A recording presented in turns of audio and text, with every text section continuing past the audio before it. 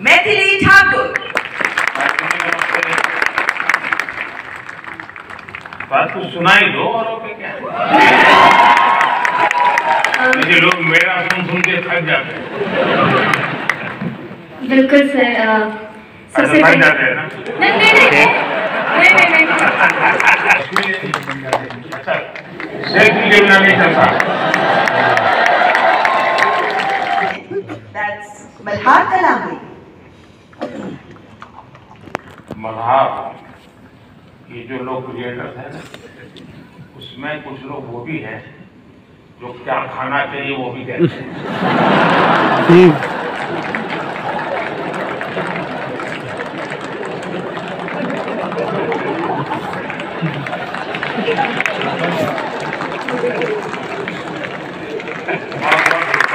आपने युवकों को बड़ी प्रेरणा दी है।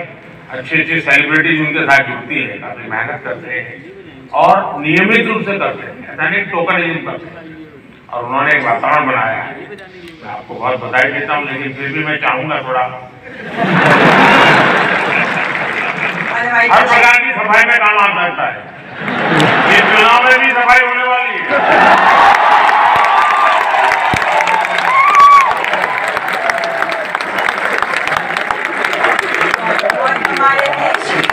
हिंदी भी बोलते हैं, बिहारी भी बोलते हैं। यहाँ लोग आपकी बिहारी सुनना चाहेंगे। मैं इतना नर्वस फील कर रहा हूँ कि लगता है भोजपुरी, हिंदी, इंग्लिश सब हो गया है। मुझे लगता है भारत सबसे ज्यादा खूबसूरत देश है और यही ऑब्जेक्टिव है कि ग्लोबल मैप पर भारत नंबर 1 पर हो। बस और फिलहाल कंफ्यूज हूँ, लक्षद्वीप जाऊं या द्वारका? द्वारका आपको काफी नीचे जाना पड़ेगा। आरजे राणा। क्या आरजे कैसे हो भैया? रौनक ने ही आरजे नाम पॉपुलर कर दिया। सबकी तरफ से मैंने सोचा था पहले कि कभी मैं ऑनरेबल प्राइम मिनिस्टर से मिलूंगा तो मैं उनसे बउआ के स्टाइल में वही कहूंगा जो मैंने बहुत सारे हजारों लोगों को कहा है। नमस्ते सर, मैं बउआ बोल रहा हूँ। जो भी परिस्थिति हो, आई थिंक हमारे देश के लोग इतने प्यारे हैं कि परिस्थिति कितनी भी गंभीर हो, हम हर चीज से मुस्कुराने की वजह ढूंढ लेते हैं और मैं अपने कॉन्फिडेंस से ये वजह दर्शाने की कोशिश करती हूँ। बहुत बहुत धन्यवाद। बहुत देखिए, बाजार से सब्जी कितनी बढ़िया क्यों ना लाए, उसमें जब तक तड़का नहीं लगता है ना, टेस्ट नहीं आता है। तो ये हाथ से की चीजें जो है वो तड़का का काम करती है जिंदगी में। और आज आपकी स्पॉन्टेनिटी ने सबको फ्लोर कर दिया है। Thank you. And now moving on to the best creator in food category, and the award goes to Kavita's Kitchen. Kavita ji बहुत बहुत बधाई आपको।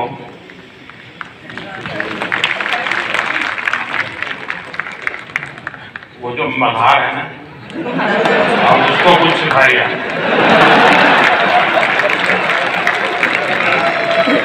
अच्छा हुआ आप इस काम को किया और आपके कारण लोग जानेंगे, वरना हमारे गुजरात के लोगों का एक स्वभाव रहा है, वो सैटरडे शाम को कहीं के रेस्टोरेंट ढूंढते रहते हैं फास्ट फूड, और फिर वहाँ मैक्सिकन कहाँ मिलेगा, पिछले सप्ताह जो मैक्सिकन या इस बार इटालियन कहाँ मिलेगा, और अगर वो कुल्लू मनाली जाएंगे तो है गुजराती डिश कहाँ मिलेगा। मैं ताइवान गया बहुत साल पहले मुख्यमंत्री, और मेरा कोई 10 दिन का वहाँ कार्यक्रम, वहाँ की सरकार ने मुझे बुलाया था। मेरे यहाँ से गया ऐसे के साथ, no fish, no eggs, no meat, सब no no no no no. उनके लिए परेशान लाए क्या उसको। फिर मेरे साथ में उनके कोऑर्डिनेटर थे, उन्होंने कहा साहब यहाँ एक बुद्धिस्ट रेस्टोरेंट है जो वेजिटेरियनिज्म को प्रमोट करती है, तो हमने आपके लिए वहाँ तय कर लिया है, आप और कहीं पर भी आपके लिए वेजिटेरियन मिलना मुश्किल हो जाएगा। मगर चलिए आपको बहुत बड़ा धन्यवाद करता हूँ कि मेरी सेवा की। मैं गया, सब मैंने देखो शोकेस किया हुआ था ऑर्डर देने के लिए फिश जैसा कोई मटन की सारी चीजें दिखती थी। यार तुम यहाँ कहाँ ले आए मुझे नॉन वेज। तो फिर मुझे उन बुद्धिस्ट जो लोग थे उन्होंने समझाया था यहाँ के लोगों को वेजिटेरियन की तरफ ले जाने के लिए हम वेजिटेरियन चीजों का शेप ऐसा बनाते हैं ताकि वो मेंटली पहले प्रिपेयर हो। और आप भी कभी ताइवान जाए तो आज भी वो रेस्टोरेंट है। खैर मैं तो उसको देख कर के बनावट करके वापस आया। आप लोगों को अहमदाबादियों की पहचान है क्या आप लोगों को? हम अहमदाबादी लोगों के लिए कहा जाता है, अहमदाबादी से बता रहा हूं, उनके लिए कहा जाता है, यानी कोई बुरा मत माने तो आजकल ऐसा है उसकी बात बड़ा विवाद का विषय बन जाती है। लेकिन बचपन में जो सुनते थे उसको बता रहा हूं, मैं मानता नहीं हूं। एक बार रेलवे प्लेटफॉर्म पर ट्रेन आई, उसमें जो पैसेंजर था वो ऊपर के वर्ग पर था। तो उसने बाहर खिड़की में पूछा कि कौन सा स्टेशन आया है। तो बाहर वाले ने कहा 4 आना दोगे तो बताऊंगा। तो उसने कहा मत बताओ कि अहमदाबादी होगा।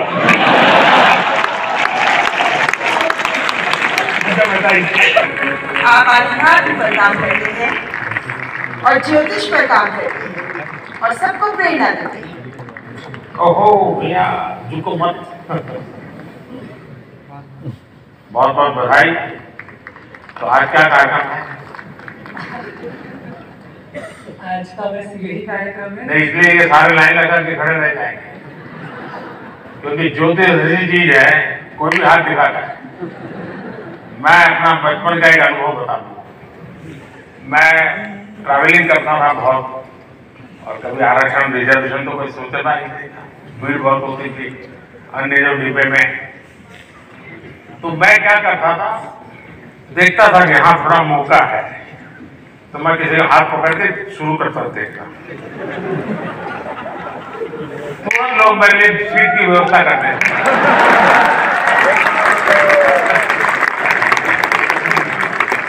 आइए बैठिए, अब आप बताइए। एंड फिटनेस क्रिएटर अवार्ड के विजेता हैं अंकित बयानपुरिया।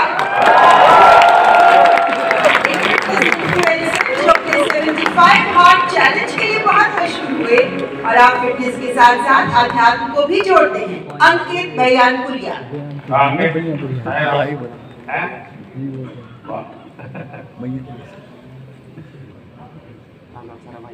बताओ जरा अपना वाक्य। राम भाई सरण है। बहुत बहुत बधाई। सुनाइए सबको और चैलेंज भी दे दीजिए आपको। चैलेंज तो ये है भाई, मतलब डेली वर्कआउट करना। आप कुछ भी काम करते हो क्योंकि नुकाया दुनिया में 2.5 सुख है।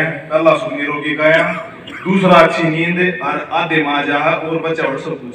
तो भाई पहला सुख निरोगी काया तो अपनी हेल्थ ही काम करो, चाहे आप कोई भी काम करते हो थोड़ा बहुत टाइम अपने थी काटो। बहुत बहुत बधाई। और गेमिंग क्रिएटर कैटेगरी के विजेता हैं ट्रिगर्ड इंसान के नाम से जाने वाले निश्चय। आप यूट्यूबर हैं, लाइव स्ट्रीमर हैं, गेमर हैं और आपकी कमेंट्रीज के लिए बहुत फेमस हैं। निश्चय। बहुत बहुत बधाई। सुनाइए कुछ देकर हो जाए। सबसे पहले तो thank you for this award PM sir. And मैं जेन्युइनली इतना ज़्यादा नर्वस हूँ, मैंने कुछ नहीं सोच रखा था। मुझे पता नहीं था कि यहाँ पे आके कुछ बोलना पड़ेगा। जब मैंने देखा सब आके कुछ बोल रहे हैं तब से मैं सोच रहा था, लिख रहा था फोन में कि क्या बोलूँगा। एंड अभी भी नहीं पता क्या बोल रहा हूँ। Now the best nano creator award और इस अवार्ड के विजेता हैं देवभूमि उत्तराखंड के चमोली जिले के पीयूष पुरोहित। बधाई हो। सुनाओ। सर मैं उत्तराखंड से हूँ और चमोली से हो। सर मैं उत्तराखंड की पुरानी परंपरा होती है उनको करने की कोशिश करता हूँ। बहुत बहुत बधाई हो आपको। हाँ कहिए। कोई बात नहीं, जब फर्स्ट टाइम डालेगी है।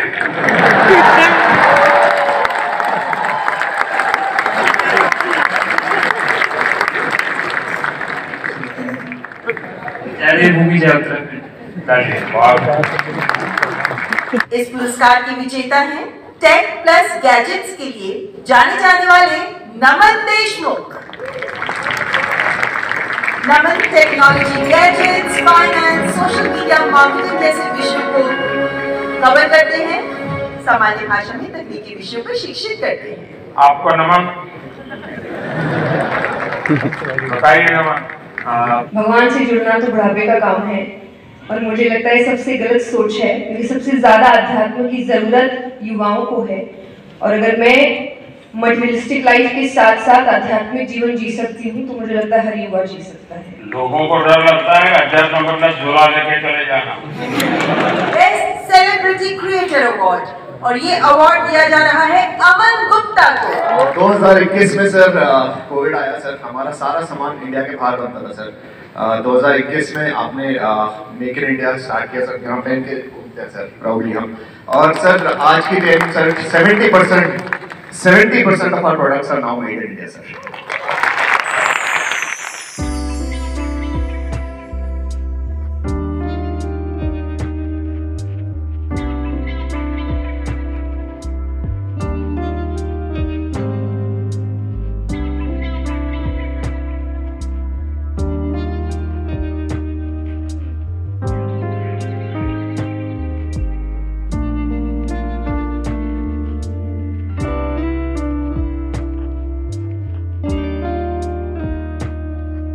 मेरे चैनल का नाम है जहाँ पे कि मैं अपने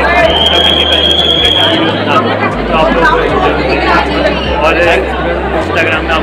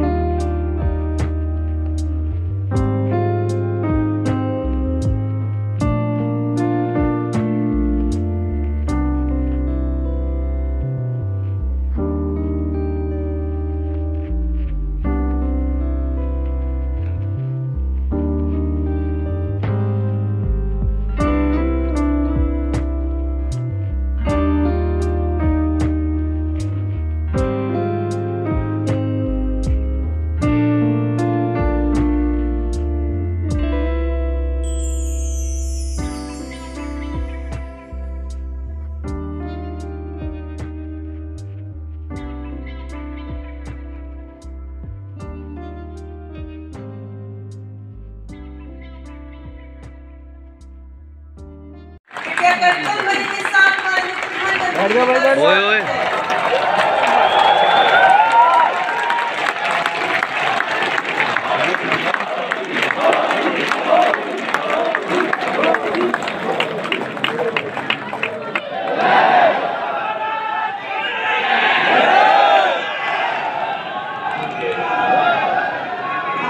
आत्मविश्वासी मुखर नए भारत के कहानीकार हमारे डिजिटल कंटेंट क्रिएटर्स की प्रतिभा को सम्मान देंगे।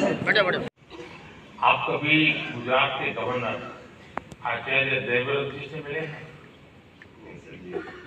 तो मैं आपसे आग्रह करूंगा एक बार उनके साथ बैठिए। वो एक मिशन मोड में ये नेशनल हाईवे के काम कुरुक्षेत्र में उनका एक काम भी है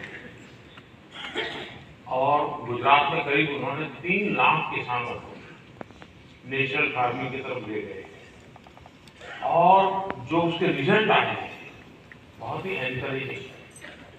दूसरा, लोगों में एक भ्रम है जिसको आप ठीक कर सकते हैं। ऑर्गेनिक फार्मिंग और नेचुरल फार्मिंग दोनों अलग है। कुछ लोग कहते हैं कि ऑर्गेनिक फार्मिंग में शुरू में इनकम का बहुत लॉस होता है, उसके कारण कोई किसान हिम्मत नहीं करता। नेचुरल फार्मिंग में लॉस नहीं होता है और धीरे धीरे प्रोडक्टिविटी बढ़ती है, क्वालिटी बढ़ती है, एकरेज बढ़ता है। मैं चाहूंगा कि आप बहुत अच्छा काम कर रहे हैं, लेकिन मैं आपसे आग्रह करूंगा आप आचार्य देवव्रत जी से जरूर मिलिए। यूट्यूब पर उनके बहुत सारे लेक्चर हैं, आप उसको देखिए। बहुत बहुत शुभकामनाएं। And now the Cultural Ambassador of the Year Award और इस अवार्ड की विनर है जानी मानी गायिका मैथिली ठाकुर। और पारंपरिक लोकगीत के माध्यम से विभिन्न भाषाओं में, विभिन्न भारतीय भाषाओं में गाती हैं और हमारे देश की समृद्ध संस्कृति को सामने प्रस्तुत करती हैं। मैथिली ठाकुर।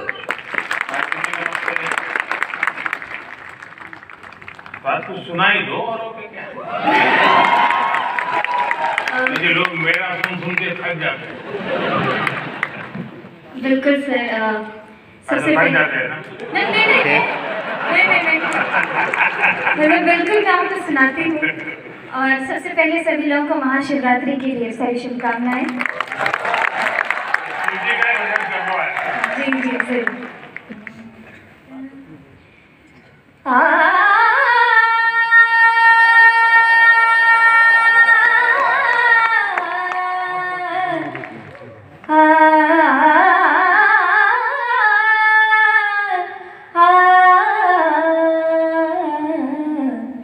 डिमिक डिमिक डमरू कर बाजे, प्रेम मगन नाचे भोला भोला।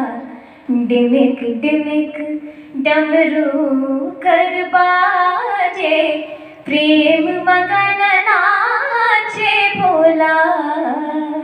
सिंही नाद बजावत गावत, सिंही नाद बजावत गावत, लटक रही बगली झोला भोला।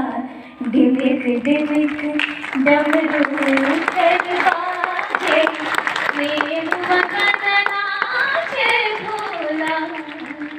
बहुत बहुत बधाई। आपने देखा होगा मैंने मन की बात में एक बार एक जर्मन बच्ची का उल्लेख किया।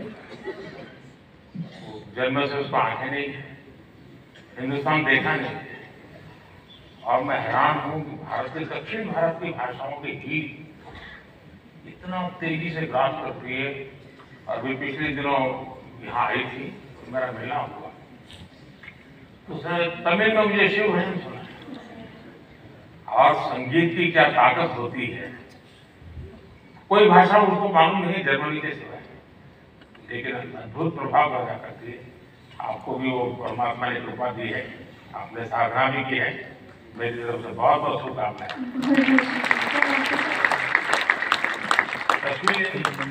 अच्छा, सेल्फी के बिना नहीं चलता।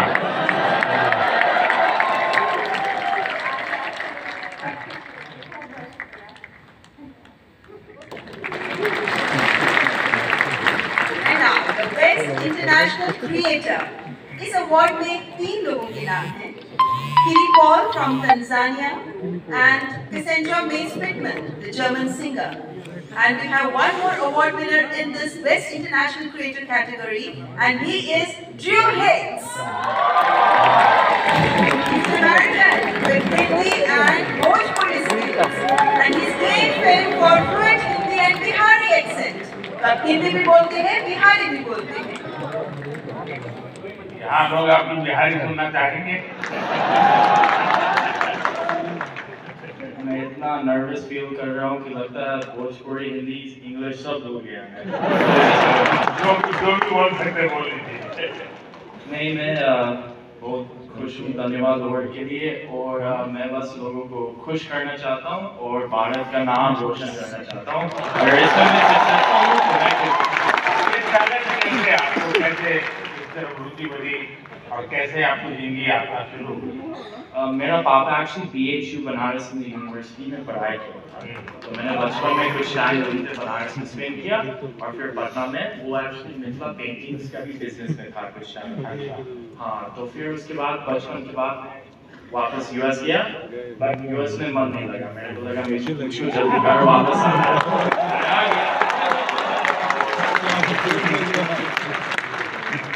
चलिए, आपको बहुत बहुत शुभकामना। आपका एक वाक्य भी इस देश के नौजवानों के लिए बहुत इंस्पायर करेगा।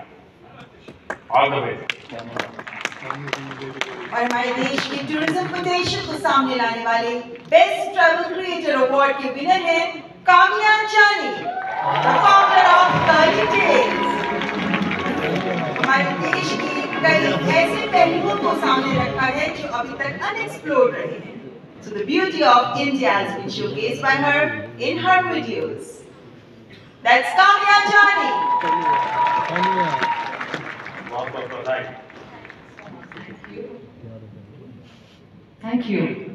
कामया जी बताइए।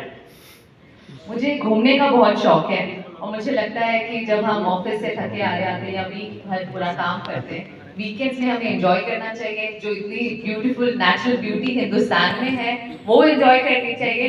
और मुझे लगता है भारत सबसे ज़्यादा खूबसूरत देश है और यही ऑब्जेक्टिव है कि ग्लोबल मैप पर भारत नंबर 1 पर हो। बस और फिलहाल कंफ्यूज हूँ, लक्षद्वीप जाऊँ या द्वारका? द्वारका आपको काफी नीचे जाना पड़ेगा,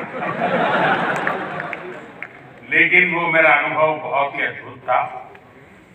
खैर उसकी बात कभी फिर करूँगा, लेकिन मैं नहीं मानता सब टूरिस्टों के लिए कितना सुविधाजनक होगा। लेकिन अब जैसे मैं आदि कैलाश गया था, आदि कैलाश हमारा काफी ऊंचे टॉप पर है, और दूसरी तरफ मैं यहाँ द्वारिका में काफी मीटर नीचे चला गया पुरानी द्वारिका देखने के लिए। आप ये जब भारत के धरोहर का परिचय करवाती हो, तो मैं एक विषय 2 विषय लेकर इन दिनों चल रहा हूँ। उसमें आप जो क्रिएटर्स होते हैं मदद कर सकते हैं। एक हमारे लोग क्या करते हैं, जैसे कहीं चले गए सोमनाथ, तो बस में ट्रेन में अपनी कार से उतरेंगे, भागेंगे, और जैसे भगवान भी कहीं जा रहे हैं तो पकड़ो।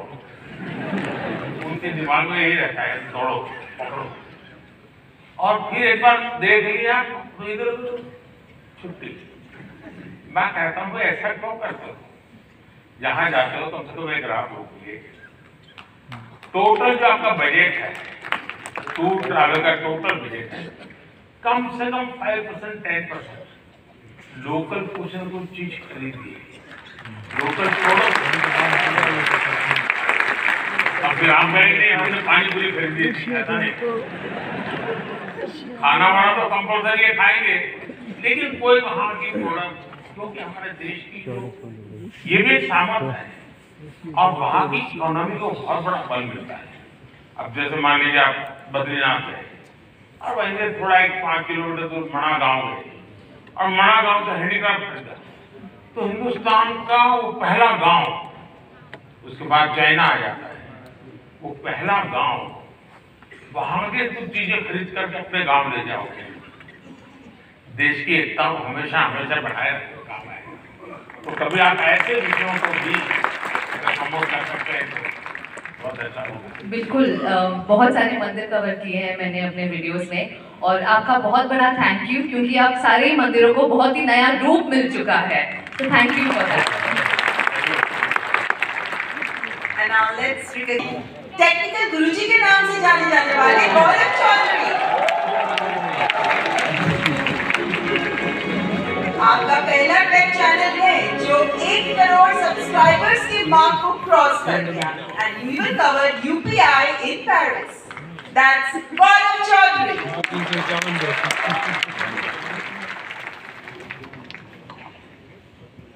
चलिए अभी आज की दुनिया का एग्जाम है, कुछ बताएगा हमें? चलिए शुरू करते हैं। सर मैंने 2015 अक्टूबर में अपना चैनल शुरू किया था, और उसका एक बहुत बड़ा कारण है डिजिटल इंडिया, जो जुलाई के महीने में शुरू हुआ था। उससे 1 साल पहले जब आपने make in India programme start किया तो हमने देखा कि कैसे टेक्नोलॉजी के फील्ड में स्पेशली इंडिया, जो हमेशा से हम जानते हैं कि हम सभी का जो टैलेंट है वो तो बहुत अच्छा है ही, लेकिन जैसे मैंने देखा कि हमारे देश में जब मैन्युफैक्चरिंग स्टार्ट हुई, जो बाहर की कंपनियाँ भी इंडिया में आ रही हैं, तो उससे मुझे लगा कि क्यों ना मैं अगर अपना थोड़ा नॉलेज शेयर कर पाऊँ, तो फिर स्टार्ट किया। आपने ध्यान में आया होगा एक विषय को लेकर के मैं भारत काफी कुछ कर रहा है और दुनिया को भी मैं कहता रहता हूँ। सभी दुनिया के बड़े बड़े नेताओं से इस विषय में मेरी जरूर चर्चा होती है, और भारत का जो डिजिटल इंडिया का सक्सेस है तो गौरव बराबर अच्छी तरह जानते हैं कि दूसरी फील्ड में काम करते हैं। लेकिन मेरा एक आग्रह रहता है कि उज्जवल भविष्य के लिए हमें टेक्नोलॉजी को डेमोक्रेटाइज करना चाहिए। हमारा यूपीआई ये इसका बहुत बड़ा सिंबल है। ये कुछ लोगों की बखूबी नहीं है, ये सबके मालिक की है, और दुनिया तभी आगे बढ़ेगी। कोई उसका एक बड़ा कंपनी का मालिक बन जाए वो दुनिया बांट पाएगा नहीं, हम उसको डेमोक्रेटाइज करते हैं। और मैं मानता हूँ जितना ये पहलू आपके माध्यम से पहुंचेगा कि टेक्नोलॉजी को डेमोक्रेटाइज करने की क्यों जरूरत है, दुनिया के उज्जवल भविष्य के लिए थोड़ा सीरियस विषय लगेगा। लेकिन मैं गौरव जैसे दोस्तों से चाहूंगा कि आप इसको जरा बल दीजिए। सर मुझे ऐसा लगता है कि टेक्नोलॉजी जो है वो हम सभी को एक ताकत देती है आज की दुनिया में। मैं अभी पेरिस में गया था पिछले हफ्ते, और मैंने जब वहाँ की टिकट यूपीआई से खरीदी तो बहुत खुशी हुई। तो मुझे लगता है कि इंडिया के पास में वो सारे सॉल्यूशंस हैं जो पूरी दुनिया के देश जो है अपनी जगहों पे इम्प्लीमेंट कर सकते हैं। तो जरूर से कोशिश रहेगी। बहुत बहुत बधाई। हमारे प्रधानमंत्री जी के स्वच्छ भारत अभियान से प्रेरणा लेकर जिन लोगों ने डिजिटल कंटेंट क्रिएट किया, उनमें से चुने गए स्वच्छता एम्बेसडर हैं मल्हार कलांबे, नोटेड एनवायरमेंटलिस्ट जो 2017 से प्रति सप्ताह स्वच्छता अभियान चलाते रहे हैं, स्वच्छता और सतत विकास को लेकर जागरूकता भी फैलाते रहे हैं। दैट्स मल्हार कलांबे। मल्हार ये जो लोग क्रिएटर्स हैं उसमें कुछ लोग वो भी हैं जो क्या खाना चाहिए वो भी कहते हैं।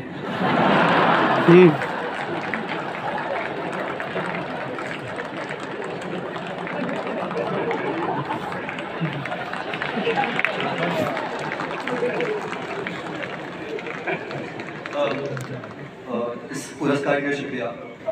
मैं बेसिक एनवायरमेंटलिस्ट हूँ। हम पिछले 6.5 साल से मुंबई में स्वच्छता मुहिम चला है, आप ही से प्रेरणा लेके। पिछले 6.5 सालों में हमने 500 से ज़्यादा क्लीनअप ड्राइव्स ऑर्गेनाइज की है, 80 लाख किलो से ज़्यादा कचरा मुंबई से साफ किया है। बट इतने सालों में मैंने एक चीज़ देखी कि लोगों को कचरा उठाने में शर्म आती है, लज्जा लगती है। कई लोगों ने मुझे कचरे वाला तक कहा है, बट मैं एक चीज़ में विश्वास रखता हूँ कि अगर देश साफ करना है तो हाथ तो गंदे करने पड़ेंगे। आपने युवकों को बड़ी प्रेरणा दी है। अच्छी अच्छी सेलिब्रिटीज उनके साथ जुड़ती है, काफी मेहनत करते हैं और नियमित रूप से करते हैं, ऐसा नहीं टोकन करते हैं। और उन्होंने एक वातावरण बनाया है। मैं आपको बहुत बधाई देता हूँ, लेकिन फिर भी मैं चाहूँगा थोड़ा सर मैं एक चीज़ कहना चाहूँगा, आपने अंकित भैया के साथ लास्ट ईयर स्वच्छ भारत के दिन क्लीनअप किया था। ये मेरी भी एक इच्छा है कि कभी आपके साथ क्लीनअप कर पाऊँ। वाह, थैंक यू। जरूर मौका मिलेगा। हर प्रकार की सफाई में काम आ सकता है। इस चुनाव में भी सफाई होने वाली है।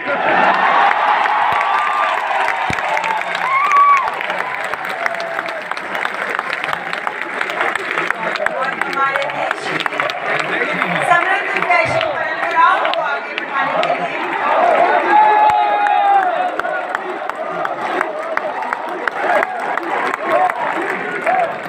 Next category heritage fashion icon award और इस अवार्ड के विनर हैं जहानवीर सिंह। आप पूरी तरह भारत के पारंपरिक फैशन को आगे बढ़ा रही हैं, जिनमें भारत की साड़ियां भी मौजूद हैं। Spirituality, Bhagavad Gita, heritage fashion पर आप काम करती रही हैं। That's जहानवीर सिंह।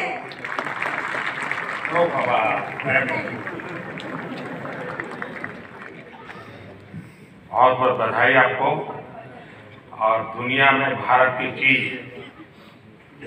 क्योंकि टेक्सटाइल मार्केट फैशन के साथ ही जा सकता है, वो अकेला नहीं जाता है, क्योंकि रेडीमेड ब्रांड का जमाना है। और आप बड़ी मदद कर रही है, कुछ सुनाइए लोगों को। बहुत बहुत धन्यवाद। मेरा नाम जानवी है और सबसे पहले बहुत धन्यवाद इस पुरस्कार के लिए। और मैं चाह रही हूँ कि इस नए भारत में जो हमारी प्राचीन परंपरा है उसे अपनी संस्कृति, शास्त्र, संस्कार और साड़ियों के माध्यम से आगे लेके जाऊं। और मेरा सबसे यही अनुरोध है कि अपनी संस्कृति, शास्त्र, संस्कारों को भूलिए मत, उसे अपने साथ रखिए। आप कितने भी मॉडर्न हो जाए, हमेशा ये रूट्स आपको याद होनी चाहिए। अब दुनिया में रेडीमेड का जमाना है, और मैं मानता हूँ हमने इस प्रकार किसी को अगर गाइड कर सकते हैं, आप जैसा लोग गाइड कर सकते हैं। जैसे अब साफा कोई मांगता नहीं, रेडीमेड आता है पहन लेता है, धोती मांगता नहीं कोई, रेडीमेड आता है पहन लेता है। भारतीय जो वेश है उसमें भी साड़ी कठिन काम है। अगर उस आ रहा है थोड़ा बहुत, लेकिन मैं समझता हूँ वो जितना ज्यादा प्रमोट होगा, दुनिया में बहुत बड़ा मार्केट बनने वाला है। तो उस दिशा पर कैसे आप लोगों को इंस्पायर कर सकते हैं? मुझे लगता है हमारे देश में बहुत अलग अलग प्रकार के टेक्सटाइल्स हैं और उसको अपने वीडियोस से मैं प्रमोट करती हूँ। उसका पहनावा कैसा है, उसकी बुनाई कैसे की जाती है, टेक्सटाइल कैसा है, तो उसको आगे ले जाने का प्रयास है वीडियोस के माध्यम से, ताकि लोगों को पता चले कि हमारे भारत में इतने अलग अलग टेक्सटाइल्स और इतने सुंदर प्रिंट्स, वैरायटीज़ हैं जो हमें देश के सामने लानी चाहिए। और भारत एक सबसे सुंदर देश है और उसकी विरासत, उसकी परंपरा, संस्कार, संस्कृति, हर एक चीज़ बहुत सुंदर है। तो मेरा यही प्रयास है कि मैं उसको आगे लेके जाऊँ। देखिए, भारत फैशन जो दुनिया में लीडर रहा है, बहुत लोग हैरान हो जाएंगे अगर आज लोगों को लगता है मिनी स्कर्ट आधुनिकता की निशानी है या पर्स ऐसे लड़का क्यों बह रहे हैं। आप अगर कोणार्क जाएंगे, सैकड़ों साल पुराने मंदिर का जो मूर्तियां बनी है, उसमें आपको एक मूर्ति वो भी दिखेगी जिसमें मिनी स्कर्ट पहना है बेटी ने और हाथ में पर्स है, ऐसे लटक रही है। यानी सैकड़ों साल पहले फैशन का वो नॉलेज यहाँ पर पत्थर तराशने वाले को भी था। यानी भारत की विविधताओं को हम दुनिया में ले जा सकते हैं। बहुत बहुत बधाई आपको। बहुत बहुत धन्यवाद। और बेस्ट क्रिएटिव क्रिएटर फीमेल की श्रेणी में पुरस्कार प्राप्त कर रही है श्रद्धा, जिन्हें मशहूर है अय्यर श्रद्धा के नाम से। आप अलग अलग भाषाओं में कॉमेडी प्रस्तुत करती हैं, हास्य कलाकार। That's श्रद्धा।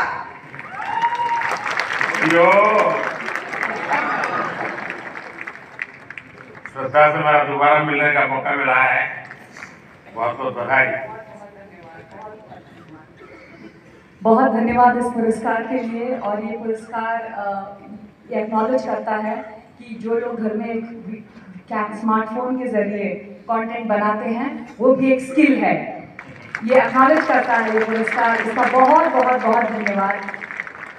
देश में अक्सर सामाजिक, राजनीतिक, औद्योगिक वजह से परिस्थिति काफ़ी गंभीर हो जाती है। मेरी कोशिश ये रहती है कि इसमें अगर एक ह्यूमरस पॉइंट ऑफ व्यू या हास्य रस मिलाया जाए तो एक पॉजिटिविटी फैलाई जा सकती है। जो भी परिस्थिति हो, आई थिंक हमारे देश के लोग इतने प्यारे हैं कि परिस्थिति कितनी भी गंभीर हो, हम हर चीज से मुस्कुराने की वजह ढूंढ लेते हैं और मैं अपने कंटेंट से ये वजह दर्शाने की कोशिश करती हूँ। बहुत बहुत धन्यवाद। बहुत देखिए, बाजार से सब्जी कितनी बढ़िया क्यों ना लाए, उसमें जब तक तड़का नहीं लगता है ना, टेस्ट नहीं आता। तो ये हादसे की चीजें जो है वो तड़का का काम करती है जिंदगी में। और आज आपकी स्पॉन्टेनिटी ने सबको फ्लोर कर दिया है। Thank you.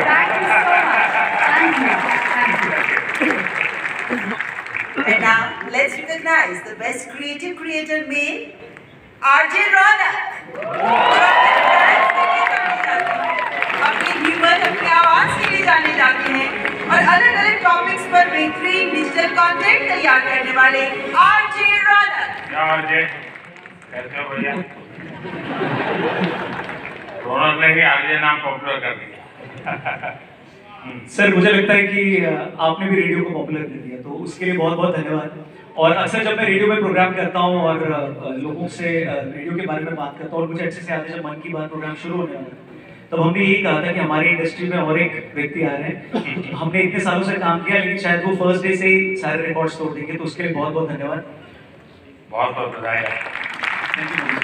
और सारी रेडियो फ्रेटर्निटी की तरफ से मैं आपको धन्यवाद कहूँगा क्योंकि शायद यहाँ पर रेडियो का मैं इकलौता हूँ आपके अलावा जिसको ये अवार्ड मिल रहा है। बहुत लोग होंगे जो भी दुनिया में होंगे और मैं पक्का मानता हूँ कुछ लोग तो अपने गीत खुद ही रिकॉर्ड करते होंगे, फिर खुद सुनते होंगे और घर में अगर माँ गुस्सा करते हो तो सुनाते होंगे। बिल्कुल। सबकी तरफ से मैंने सोचा था पहले कि कभी मैं ऑनरेबल प्राइम मिनिस्टर से मिलूंगा तो मैं उनसे बउआ के स्टाइल में वही कहूंगा जो मैंने बहुत सारे हजारों लोगों को कहा है। नमस्ते सर, मैं बउआ बोल रहा हूँ।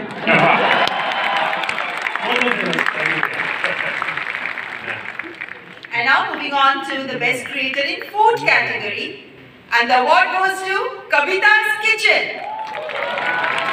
एक हाउसवाइफ जो बन गई digital entrepreneur. She has played a vital role in celebrating the rich culinary heritage of India।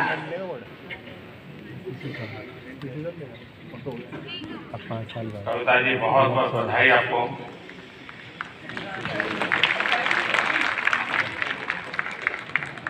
वो जो मल्हार है ना और उसको कुछ सिखाइए।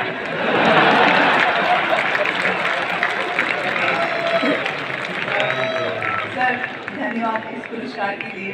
और मैं खाना बनाना सिखाती हूँ लोगों को और मैं चाहती हूँ कि घर की मतलब जो फैमिली मेम्बर है वो घर के हर मेम्बर को खाना बनाना सिखाएं, क्योंकि कोविड के टाइम पे हमें पता चल गया कि खाना बनाना कितना ज़रूरी है सीखना। तो पढ़ाई के साथ साथ इसको भी हम अपनी लाइफ स्किल में ऐड करें तो ज़्यादा अच्छा होगा। और साथ में मैं चाहती हूँ कि जैसे स्कूल वगैरह में हम बच्चों को बाकी चीज़ें पढ़ाते हैं तो उसके साथ अगर हम एग्रीकल्चर भी सिखाएं तो बच्चों को ये पता चलेगा कि एक अनाज उगाने में कितना मेहनत होता है, तो शायद उसकी वजह से फूड वेस्टेज कम होगा।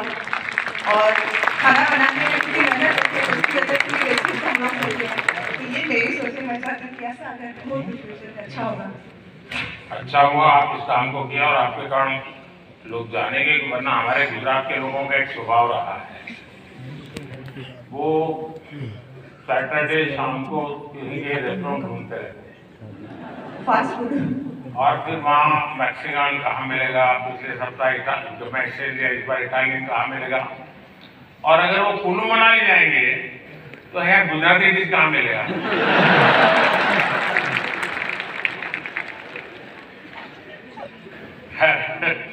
लेकिन आपने देखा होगा हमने 2023 को इंटरनेशनल मिलेट ईयर के रूप में दुनिया में पॉपुलर किया। हमारे यहाँ परंपरागत रूप से मिलेट खाया जाता था, लेकिन आज हमारे डाइनिंग टेबल पर से वो खो चुका है, इससे आ रहा है।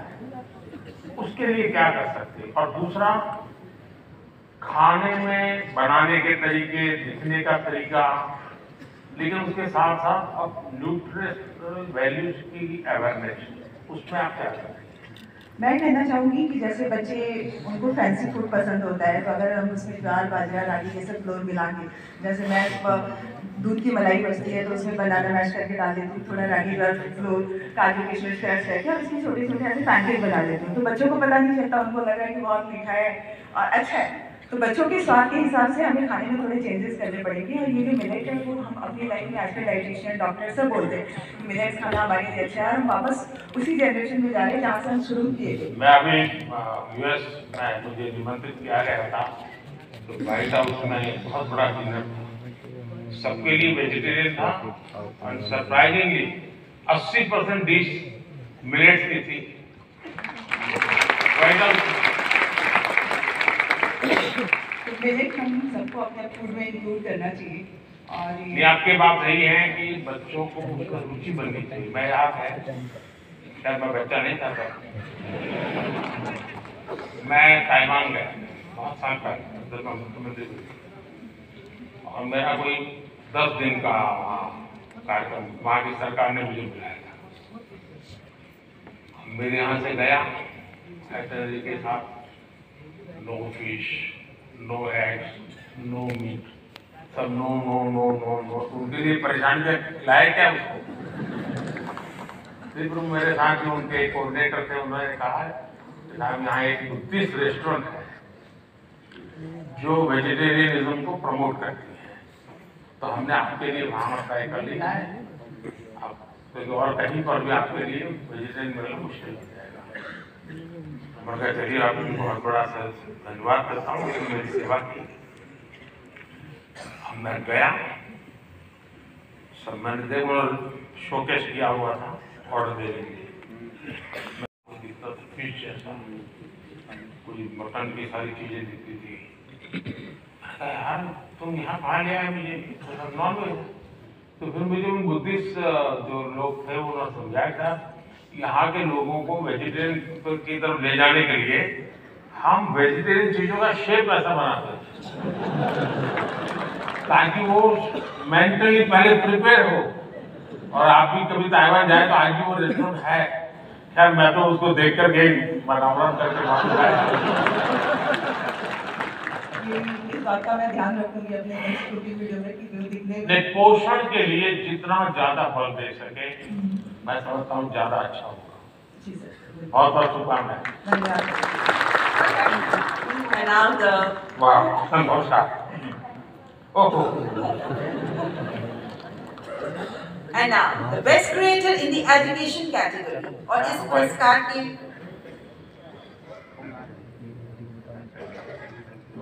पुरस्कार के विजेता हैं टेक प्लस गैजेट्स के लिए जाने जाने वाले Naman Deshmukh. Naman technology, gadgets, finance, social media, marketing जैसे विषयों को कवर करते हैं, सामान्य भाषा में तकनीकी विषयों को शिक्षित करते हैं। आपको नमन। बताइए नमन। पहली बात तो प्रधानमंत्री जी थैंक यू सो मच इस पुरस्कार के लिए। मैं एक्चुअली टेक रिलेटेड या फिर जो भी अवेयरनेस होती है उस रिलेटेड वीडियोस बनाता हूँ, लोगों को अवेयर करता हूँ। जिस तरीके से इंडिया में टेक्नोलॉजी या फिर बाकी की चीज़ें बढ़ रही हैं उस तरीके से बहुत सारे स्कैम्स भी बढ़ते जा रहे हैं, जहाँ पे कई सारे ऐसे भी लोग हैं जो शायद अपना बैंक अकाउंट तक खाली करवा देते हैं कुछ स्कैम्स के कारण। तो उस टाइप की वीडियोस रहती है मेरी। प्लस इतनी सारी गवर्नमेंट की स्कीम्स होती हैं जो लोगों तक नहीं पहुंच पाती है, तो उसकी अवेयरनेस वगैरह पे हम लोग जो है वीडियो बनाते हैं। ये बहुत अच्छी बात है क्योंकि एक प्रकार से लोगों को जगाने का काम है। अदरवाइज लोग अच्छे से अच्छा मोबाइल खरीदते थे तो शौकीन है, लेकिन सेफ्टी सिक्योरिटी क्या क्या करना चाहिए कुछ पता ही नहीं होता। तो उसी में मेरी कोशिश रहती है और मैं ट्राई करता हूँ कि जितना सिंपल मेरा कंटेंट हो उतना लोगों को समझने में आसानी होती है। तो मेरा जो हमारा एक रीज़न है टेक में आने में या फिर एजुकेशन में कि एजुकेट तो करना है लेकिन बहुत सिंपल और फन तरीके से लोगों को चीज़ें बतानी है, और शायद उस चीज़ में हम लोग आगे बढ़ते जा रहे हैं। एक सुझाव मैं देता हूँ नमन, शायद इन लोगों में से कोई निकले उसको भी काम आ सकता है। भारत सरकार की तरफ से अटल टिंकरिंग लैब्स बहुत बड़ी मात्रा में स्कूलों में चलती है। भारत सरकार पैसे भी देते हैं और छोटे छोटे बच्चों के लिए है, 5वीं 6वीं 7वीं और टेक्नोलॉजी के लिए ही है, उनका साइंटिफिक टेम्पर तैयार करने के लिए। लेकिन मैं उन दिनों इन बच्चों को जब मिलता हूँ, क्या चीजें बना बना के लाते हैं, क्या सोच कर लाते हैं। कभी आप ऐसा एडल्ट टिंकरिंग लैब में जा करके उसको अगर कभी कवर तो हो सकता है कि बहुत बड़ा हमारे बच्चों को। दूसरा मैंने देखा चंद्रयान लैंडिंग के बाद हमारे देश में साइंटिफिक टेम्पर के प्रति बहुत बड़ी रुचि बढ़ी। बच्चों को लगने लगा है कि हमें साइंस मैथ की दुनिया में जाना चाहिए और ये आप लोग जो क्रिएट करते हैं चीजें, हमारे बच्चों को साइंटिफिक दुनिया में जाने के लिए प्रेरित करने वाली जितनी चीजें करेंगे, बहुत बड़ी सेवा होगी। प्रधानमंत्री, मैं ये आपकी जो बात है वो ज़रूर मतलब उस चीज़ पे भी मैं वीडियो बनाने वाला हूँ फॉर श्योर। और जितनी भी चीज़ें होती है, जितना भी हम वीडियो बनाते हैं अवेयरनेस को लेके, मैं इस चीज़ को लेके बहुत ज़्यादा खुश होता हूँ कि लोग एजुकेशन के प्रति बहुत ज़्यादा आज के टाइम पे आगे बढ़ते जा रहे हैं और लोग सीखना चाह रहे हैं। तो सोशल मीडिया एक ऐसा प्लेटफॉर्म बन चुका है जहाँ पे लोग अच्छे तरीके से बहुत सारी चीज़ें सीख रहे हैं। तो जो आपका सजेशन है उसके लिए मैं 100% काम करने वाला हूँ। बहुत बहुत धन्यवाद। Thank you. Best health and fitness creator award के विजेता हैं अंकित बयानपुरिया, जो कि 75 हार्ट चैलेंज के लिए बहुत मशहूर हुए और आप फिटनेस के साथ साथ अध्यात्म को भी जोड़ते हैं। अंकित बयानपुरिया।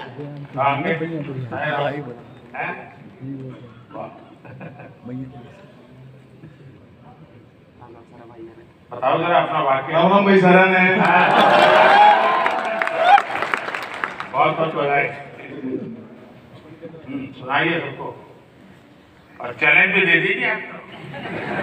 चैलेंज तो यो है भाई, मतलब डेली वर्कआउट करना, आप कुछ भी काम करते हो, क्योंकि नुकाया दुनिया में 2.5 सूट है। पहला सूट निरोगी काया, दूसरा अच्छी नींद और आधे माजा और बच्चा और सब कुछ।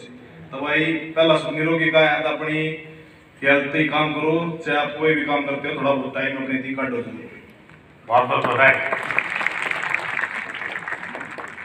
और गेमिंग क्रिएटर कैटेगरी के विजेता हैं ट्रिगर्ड इंसान के नाम से जाने वाले निश्चय। आप यूट्यूबर हैं, लाइव स्ट्रीमर हैं, गेमर हैं और आपकी कमेंट्रीज के लिए बहुत फेमस हैं। निश्चय, बहुत बहुत बधाई। सुनाइए, कुछ निकल हो जाए। सबसे पहले तो thank you for this award PM sir. And मैं जेन्युइनली इतना ज़्यादा नर्वस हूँ, मैंने कुछ नहीं सोच रखा था, मुझे पता नहीं था कि यहाँ पे आके कुछ बोलना पड़ेगा। जब मैंने देखा सब आके कुछ बोल रहे हैं, तब से मैं सोच रहा था, लिख रहा था फोन में कि क्या बोलूँगा, एंड अभी नहीं पता क्या बोल रहा हूँ। बस एक चीज़ बोल रही थी कि गेमिंग कैटेगरी में ये अवार्ड दिया गया है, तो उसके लिए बस थैंक यू बोलना था सर कि गेमिंग को भी रिकॉग्निशन मतलब मिल रही है and it's a big thing, so thank you so much. बहुत बहुत शुभकामनाएं।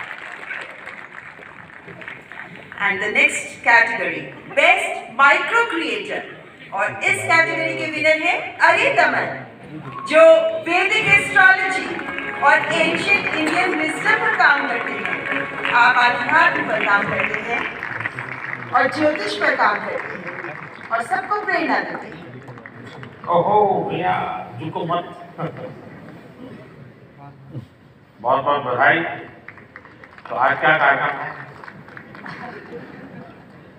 आज का बस यही कार्यक्रम है। नहीं, इसलिए ये सारे लाइन लगा के खड़े रह जाएंगे, क्योंकि ज्योतिष ऐसी चीज है, कोई भी हाथ दिखाता है। मैं अपना बचपन का एक अनुभव बता दूँ। मैं ट्रैवलिंग करता था बहुत, और कभी आरक्षण रिजर्वेशन तो कोई सोचता ही नहीं था, भीड़ बहुत होती थी अनरिजर्व डिब्बे में। तो मैं क्या करता था, देखता था कि हाँ थोड़ा मौका है, तो मैं किसी का हाथ पकड़ के शुरू करता देखता। तुरंत लोग मेरे लिए सीट की व्यवस्था करते हैं।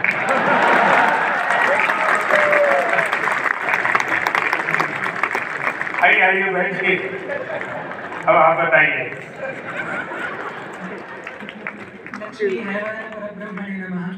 सभी को मेरा सादर नमस्ते। और पहले मैं ये बताना चाहूँगा कि मैं ज्योतिष की वीडियोस नहीं बनाता हूँ, मैं धर्मशास्त्रों के कुछ विषयों पर अपनी वीडियोस बनाता हूँ। और ये पुरस्कार मुझे मिला, इसमें धर्म चक्र भी है, इसमें वृषभ भी है, इसमें सिंह भी है। और इस धर्म चक्र की मर्यादा बनी रहे, ये धर्म चक्र सतत चलता रहे, इसके लिए ही मेरा छोटा सा प्रयास है। और ये धर्म चक्र केवल एक मूर्तमान पुरस्कार की कोई मूर्ति नहीं है जिसको हमें घर में जाकर के सजा देना है, अभी तो अपने जीवन के अंदर इस धर्म चक्र को धारण भी करना है। और इसके अंतर्गत कोई आध्यात्मिक कर्मकांड नहीं आते हैं, इसके अंदर कोई पूजा पाठ या विधियां नहीं आती है। आज मैंने जो वेशभूषा पहनी है, बहुत से लोग इसे देखकर सोच रहे होंगे कि मैं कोई सन्यासी हूँ, कोई बाबा हूँ, कोई तपस्वी हूँ, लेकिन मैं इनमें से कुछ नहीं हूँ।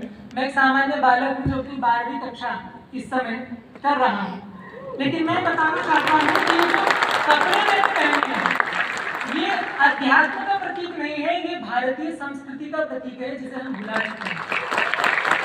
प्रधानमंत्री जी ने वेशभूषा की बात करी, हस्तकला की बात करी, और मैं कहना चाहूँगा कि जो परिधान मैंने पहना है, ये भारत का सबसे पुराना परिधान है, जिसको आज लगभग इधर बहुत कम लोग पहन के आए होंगे। तो मैं आशा करता हूँ कि मेरे छोटे से योगदान से, यद्यपि मैं एक बहुत बड़ा क्रिएटर नहीं हूँ, लेकिन मेरे छोटे से योगदान से मैं इस राष्ट्र के धर्म चक्र में एक छोटा सा सहयोग देता हूँ, और उसके लिए आप सभी का मैं साथ मांगता हूँ।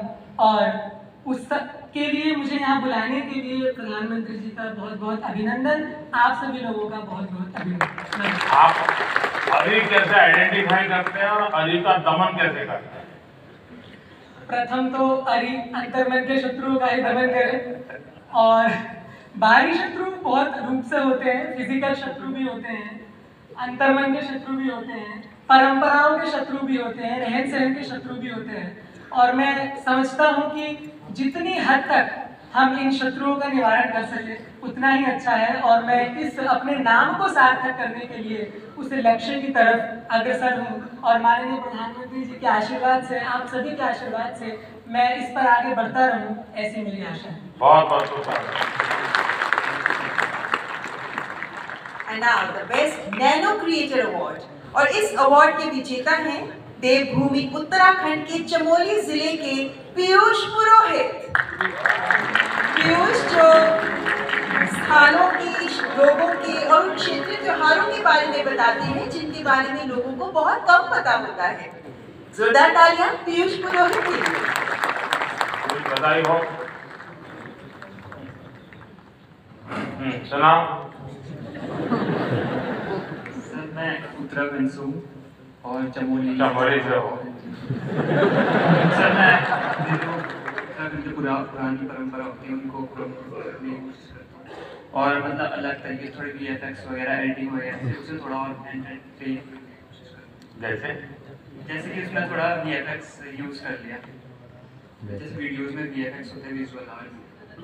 मैंने मन की बात में एक बार लोगों को अपील किया था किसी और राज्य में गीत को गाइए, और चमोली का जो गीत है एक, वो केरल की बच्चियों ने स्कूल में गाया था, बहुत पॉपुलर हो गया। शायद आपने वायरल देखा होगा उसको। चमोली का वो गीत बड़ा फेमस है, लोगों के स्वागत के लिए गाया जाता है।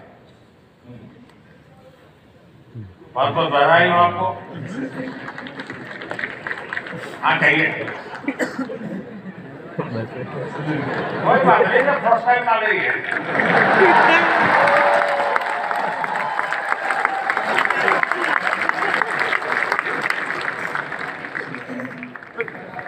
भूमि जय उत्तराखंड। और नेशनल क्रिएटर्स अवार्ड्स की आखिरी श्रेणी बेस्ट सेलिब्रिटी क्रिएटर अवार्ड, और ये अवार्ड दिया जा रहा है अमन गुप्ता को। एक उद्यमी के तौर पर अपनी सफलता और अपने इनोवेटिव बिजनेस स्ट्रैटेजीज के लिए मशहूर शार्क टैंक इंडिया में भी शामिल अमन गुप्ता। अमन बहुत बहुत बधाई हो, कल आपको सक्सेसफुल आए अपने जीवन में भी और दुनिया को भी दिखा रहे हो, जरा बताइए।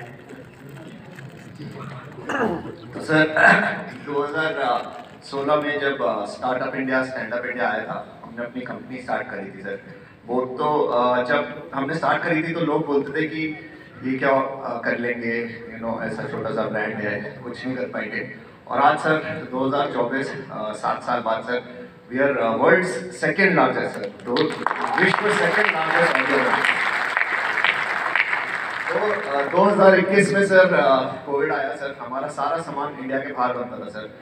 2021 में आपने मेक इन इंडिया स्टार्ट किया सर, यहाँ पहन के घूमते हैं सर प्राउडली हम। और सर आज की डेट में sir 70% of our products are now made in India sir.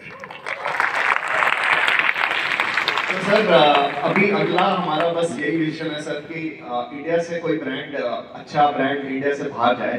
और जैसे यहाँ पे जब कोई फिरंगी प्रोडक्ट आता है और लाइन लगती है, हम चाहते हैं फिरंगी भी हमारा प्रोडक्ट लाइन लगा के खरीदे।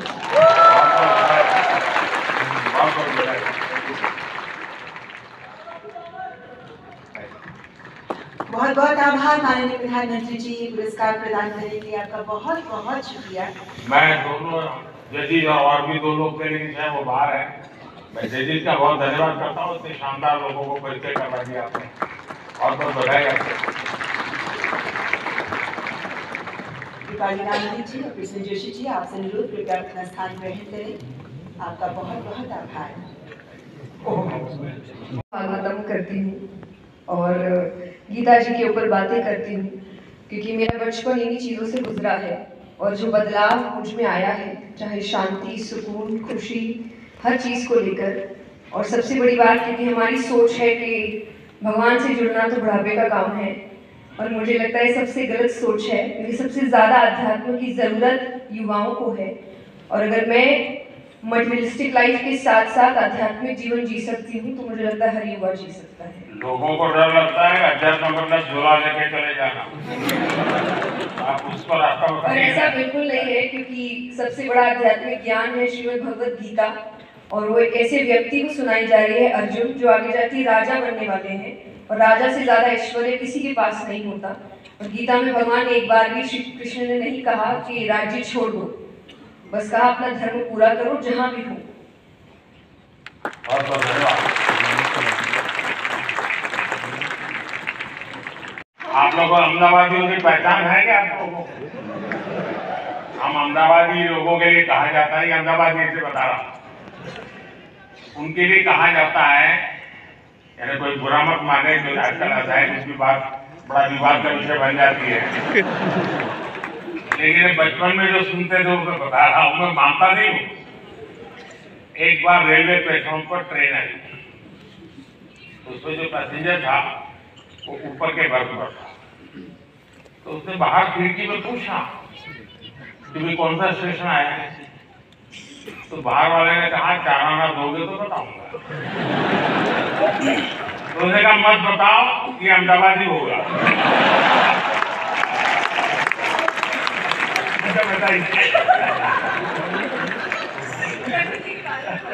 हम बदलाव बहुत चाहते हैं दूसरी चीजों में, पर हम बदलाव कभी अपने आप में नहीं लाना चाहते हैं, वो सबसे डिफिकल्ट चीज होती है। तो मैं अभी यहाँ पे जो सब लोग उपस्थित है यहाँ पे, उनसे कहूँगी एक चीज हम अगर हमारे वहाँ पे करें, हम अपने वेस्ट को ऑडिट करें। हम दूसरों का कचरा देखते हैं, पर हम क्या खुद निकालते हैं वो हम कभी नहीं देखते। सुनना बाकी है क्या?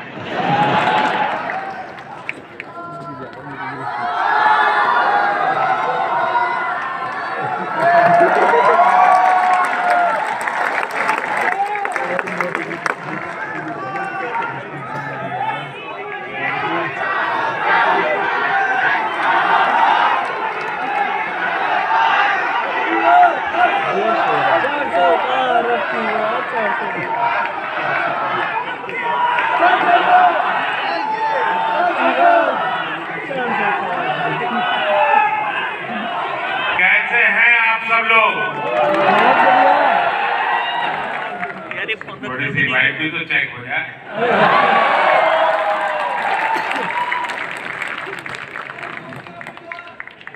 इस कार्यक्रम में उपस्थित मंत्री परिषद के मेरे साथी अश्विनी वैष्णव जी, जूरी मेंबर्स भाई प्रसून जोशी जी, रूपाली गांगुली जी, देश के कोने कोने से यहाँ उपस्थित सभी कंटेंट क्रिएटर्स, देश के कोने कोने में इस आयोजन को देख रहे मेरे सभी युवा साथी और सभी अन्य महानुभाव, आप सबका स्वागत है, आप सबका अभिनंदन है। और आप वो लोग हैं जिन्होंने अपनी जगह बनाई है और इसलिए आज उस जगह पे आप हैं, भारत मंडपम।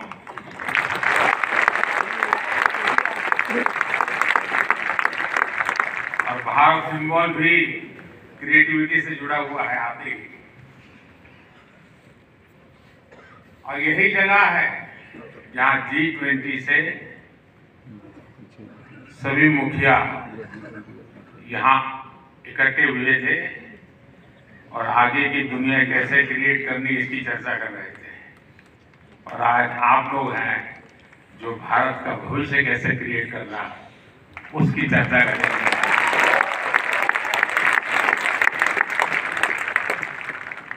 साथियों, जब समय बदलता है, टाइम चेंज होता है, जब नए युग की शुरुआत होती है तो उसके साथ कदम से कदम मिलाना ये देश का दायित्व होता है। आज भारत मंडपम में देश अपने उस दायित्व को पूरा कर रहा है। पहले नेशनल क्रिएटर अवार्ड्स पहला है, ये आयोजन नए दौर को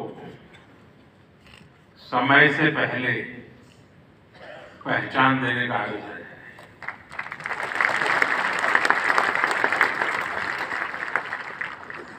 और कुछ लोग मुझे कभी कभी पूछते हैं कि आपकी सफलता का रहस्य क्या है, मुझे पूछते हैं, मैं हर एक को जवाब नहीं देता हूं।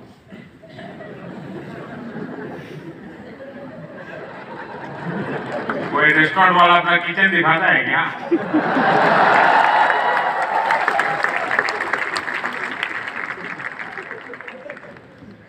लेकिन आपको मैं बता देता हूं,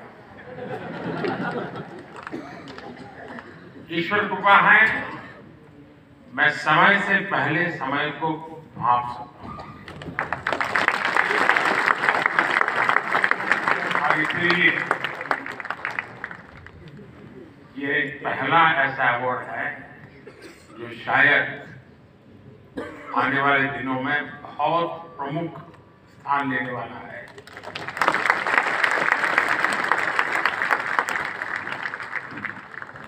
ये इस नए युग को एनर्जाइज कर रहे हैं। आप सब युवाओं को सम्मान देना, क्रिएटिविटी को सम्मान देना और समाज की रोजमर्रा की जिंदगी के प्रति जो संवेदनशीलता है उसको सम्मान करने का अवसर है। भविष्य में ये अवार्ड कंटेंट क्रिएटर्स के लिए बहुत बड़ा मोटिवेशन बनेगा। उनके काम को एक बहुत बड़ी पहचान मिल जाएगी। आज जिन्हें नेशनल क्रिएटर्स अवार्ड मिले हैं, मैं उन विजेताओं को तो बधाई देता ही देता हूं, और जिन्होंने इसमें बढ़ चढ़ करके हिस्सा लिया, क्योंकि बहुत कम समय मिला था, हम ज्यादा इस चीज को पॉपुलर भी नहीं कर पाए थे, और मैं नहीं चाहता था कि मैं इसमें और समय गंवाऊं, लेकिन जल्दी जल्दी में भी, इतने कम समय में भी 1.5-2 लाख क्रिएटिव माइंड के साथ जुड़ जाए, ये मेरे देश की भी एक पहचान बना।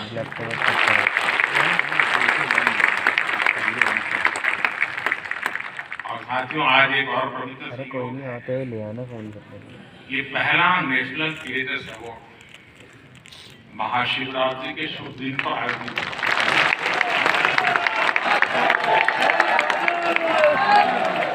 और मेरे काशी में तो शिव जी के बिना कुछ नहीं चलता है। भगवान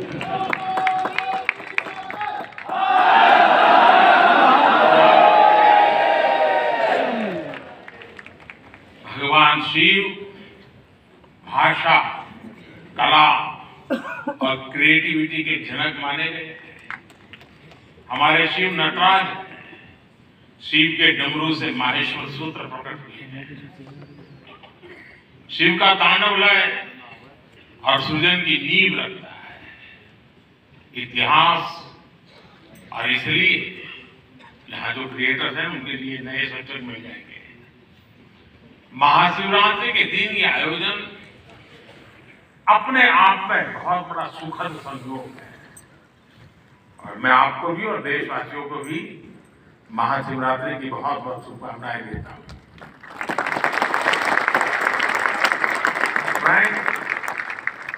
आज इंटरनेशनल विमेंस डे भी है। लेकिन मैं देख रहा हूं पहली बार पुरुष ताली बजा रहे हैं, वरना उनको लगता है हमारा तो कोई डे आता नहीं। आज जो अवार्ड मिले हैं उनमें भी बहुत सारी बेटियां मैदान मार रही हैं, मैं उनको भी बधाई देता हूं। और भी मैं देख रहा हूं क्रिएटिव वर्ल्ड में हमारे देश की बेटियां बहुत बड़ी मात्रा में सबको देख रहा हूं, मुझे बहुत गर्व हो रहा है आप लोगों को देखकर। मैं देश की सभी महिलाओं को, बहनों को, बेटियों को इंटरनेशनल विमेंस डे की बहुत बहुत बधाई देता हूँ। और आज ही मैं अभी आप तो यहाँ बैठे हैं, मैं गैस सिलेंडर का 100 रुपया कम करके आया।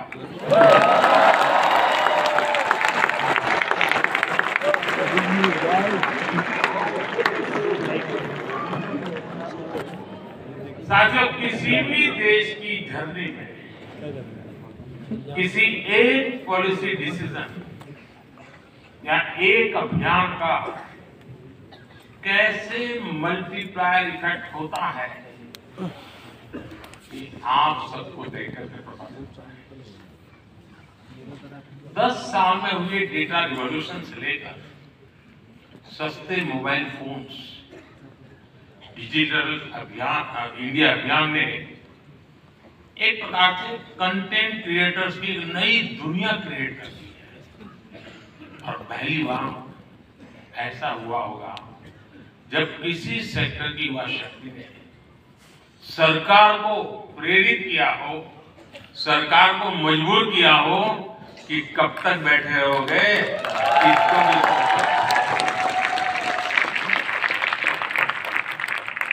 और इसलिए भी आप बधाई के पात्र हो। आज के इस अवार्ड फंक्शन का क्रेडिट अगर किसी को जाता है तो भारत के मेरे युवा मन को, हर डिजिटल कंटेंट क्रिएटर को जाता है। साथियों, भारत का हर कंटेंट क्रिएटर एक और बात को रिप्रेजेंट करता है। हमारे युवाओं को अगर सही दिशा मिले तो वो क्या कुछ नहीं कर सकते। आपने कंटेंट क्रिएशन का कोई कोर्स नहीं किया है ही नहीं तो क्या करोगे।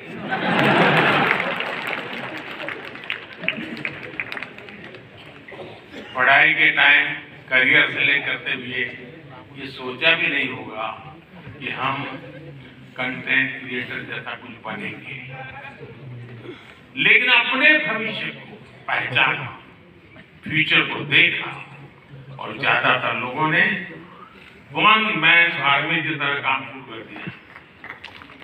ये सरकार को देखिए, खुद अपना मोबाइल लेकर बैठ जाते अपने प्रोजेक्ट में। आप ही राइटर, आप ही डायरेक्टर, आप ही प्रोड्यूसर, आप ही एडिटर, यानी आपको ही सब कुछ करना होता है। यानी एक प्रकार की इतनी टैलेंट एक जगह में जमा हो जाए और फिर वो जब प्रकट हो तो उसका सामर्थ्य कितना हो सकता है अंदाजा। आप आइडियाज गढ़े, इनोवेशन किए और उन्हें स्क्रीन पर जीवंत बनाया। आपने दुनिया को न केवल अपनी क्षमता से परिचित करवाया, बल्कि लोगों को दुनिया भी दिखाई। आपने जो हिम्मत दिखाई, उसी के कारण आज आप सब यहाँ पहुंचे हैं और देश बड़ी आशा के साथ आपको देख रहा है। आपका कंटेंट आज पूरे भारत में जबरदस्त इंपैक्ट क्रिएट कर रहा है। आप एक तरह से इंटरनेट के MVP,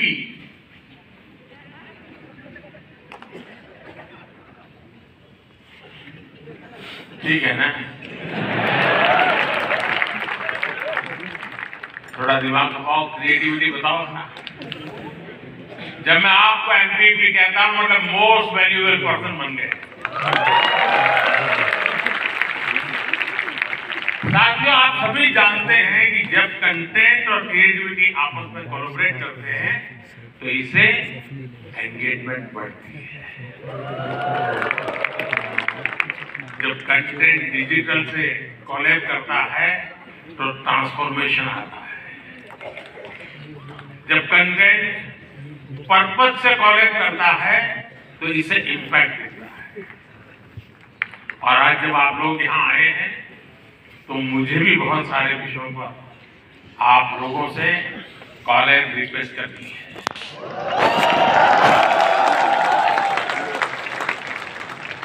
साथियों, एक जमाने में हम छोटी से छोटी दुकानों पर लिखा देखते थे, यहाँ बहुत टेस्टी फूड मिलता है, ऐसा देखते थे ना? कोई भी कहे वहां तो खाना बोले टेस्टी फूड है, लेकिन आज हम देखते हैं कि दुकान वाले लिखते हैं यहाँ हेल्दी फूड मिलता है। टेस्टी नहीं मिलता है, हेल्दी फूड मिलता है। क्यों बदलाव आया? तो ये बदलाव समाज में भी आ रहा है। इसलिए कंटेंट ऐसा होना चाहिए जो लोगों में कर्तव्य भाव जगाए, देश के प्रति आपके जो कर्तव्य हैं उनके लोगों को प्रेरित करें। और आपके कंटेंट का यही डायरेक्ट मैसेज हो, ये जरूरी नहीं है। आप कंटेंट क्रिएट करते हुए इसका ध्यान रखेंगे तो इनडायरेक्टली भी उसमें जरूर झलकेगा। आपको ध्यान होगा, लाल किले से मैंने बेटियों के अपमान का विषय उठाया था। एक बार मैंने ये भी कहा था कि आप बेटी शाम को घर आती है तो पूछते हैं क्यों देर से आई, कहाँ गई थी, क्यों जल्दी घर नहीं आई। मैंने लाल किले से पूछा था कि मुझे कोई तो माँ बाप बताओ जो अपने बेटे को पूछते हो कि तुम देर से क्यों आ रहे, कहाँ गए। बेटी को सब पूछते हैं, बेटे को कोई नहीं पूछता है।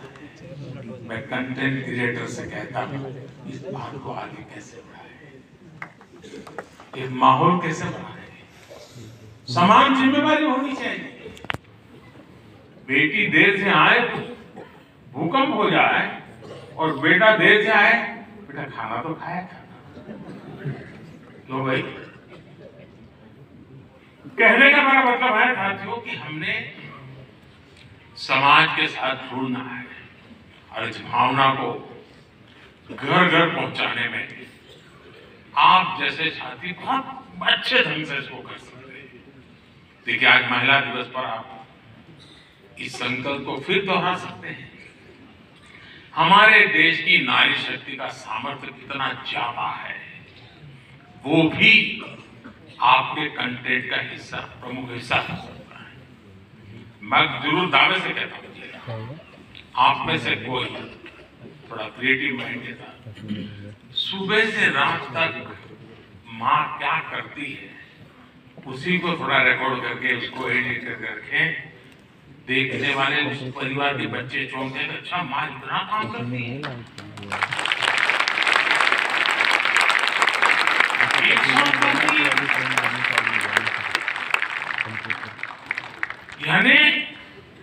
आपके पास एक ताकत है, आप इसको ऐसे प्रस्तुत कर सकते हैं उसी प्रकार से जैसे गांव की जो जिंदगी है।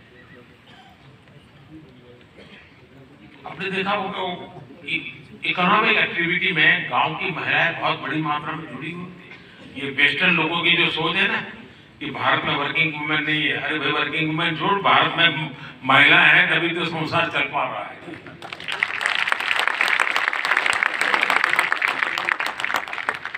गांव में आप देखेंगे इतनी इकोनॉमिक एक्टिविटी हमारी माताएं बहनें करती है।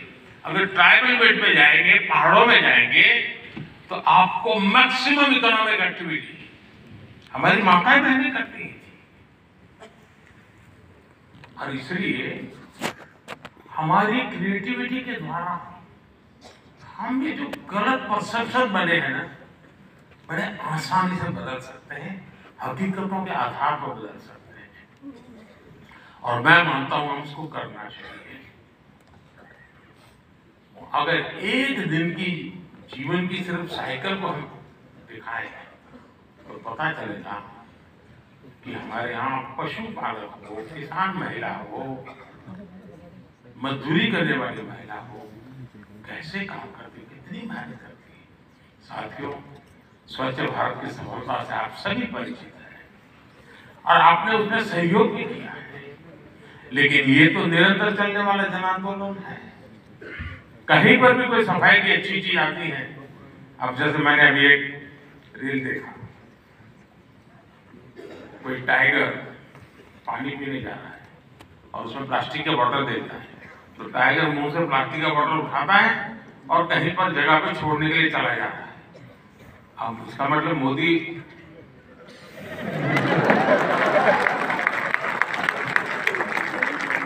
किससे बात पहुंचाता है, समझ गए ना?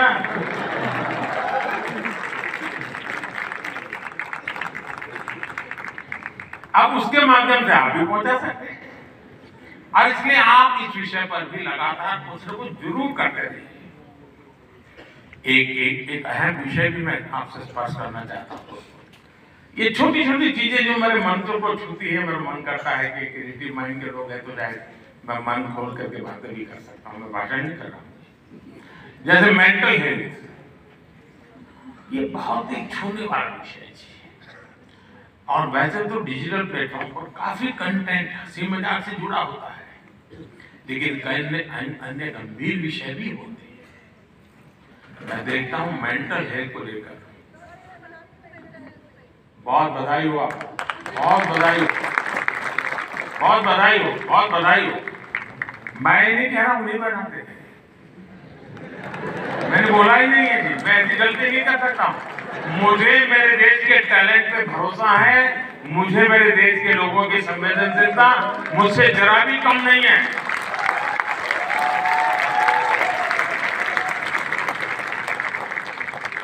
लेकिन ये ऐसे जो लोग इस प्रकार से सोचते हैं वो ज्यादा क्रिएटिव है, ऐसा मैं कह सकता हूँ। क्योंकि मेंटल हेल्थ को लेकर काफी क्रिएटर्स बहुत अच्छा काम कर भी रहे हैं, लेकिन अभी हमें इस पर और ज्यादा काम करना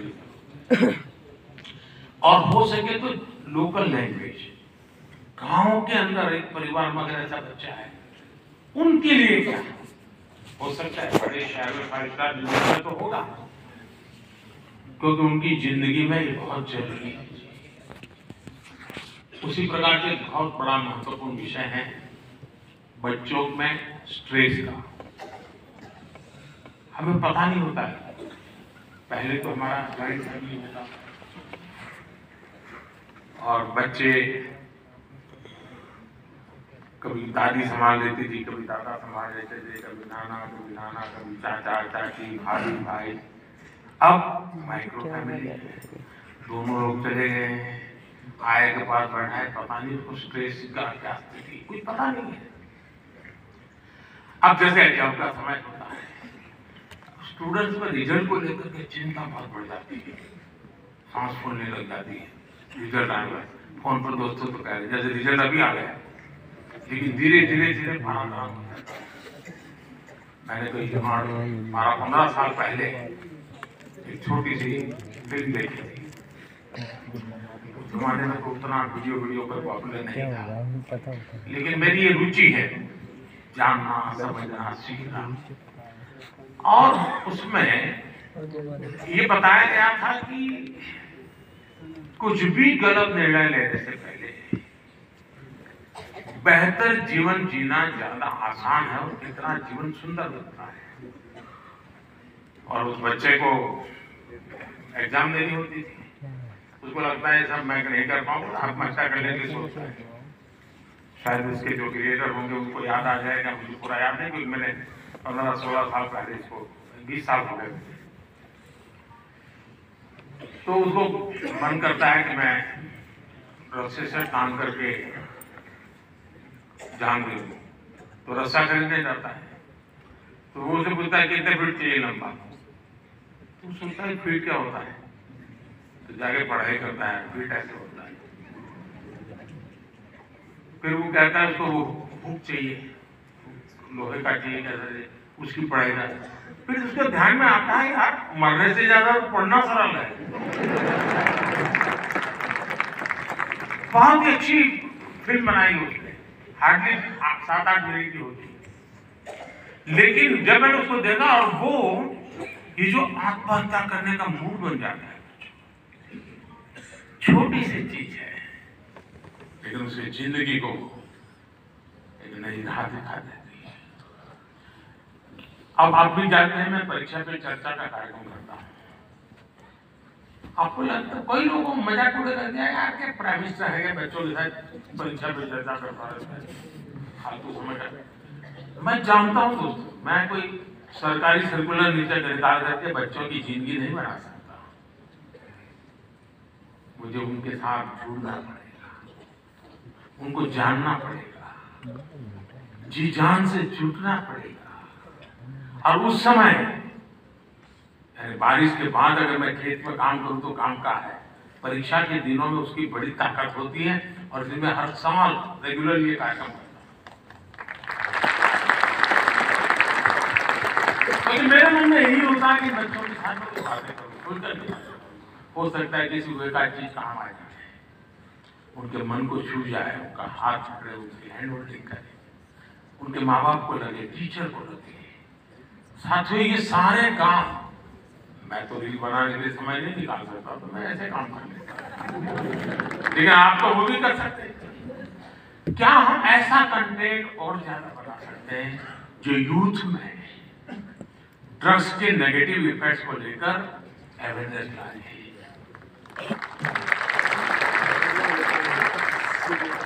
हम बिल्कुल दावे से क्रिएटिव वे में समझा सकते हैं कि drugs is not a tool for youth. वरना क्या है, हॉस्टल में बैठे हैं कूल, साथियों इसमें बहुत बड़ा, और आप लोग हैं बड़े, क्योंकि आप उनके साथ जुड़ सकते, उनकी भाषा में बात कर सकते। साथियों अगले कुछ दिनों में लोकसभा के चुनाव होने जा रहे हैं। आप ये मत सोचिए कि आज का ये इवेंट इसके लिए है।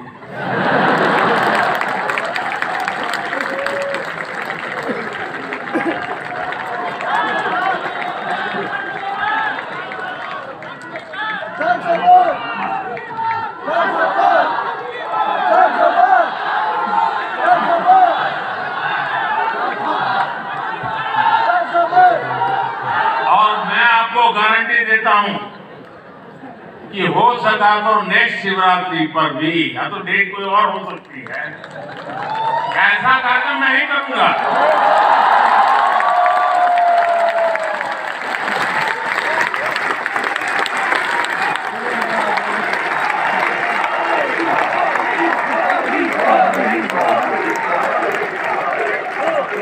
लेकिन मैं लोकसभा चुनाव का विषय उस समय नहीं लाया, क्योंकि मुझे भरोसा है मुझसे ज्यादा मेरे लिए आप मरते हैं।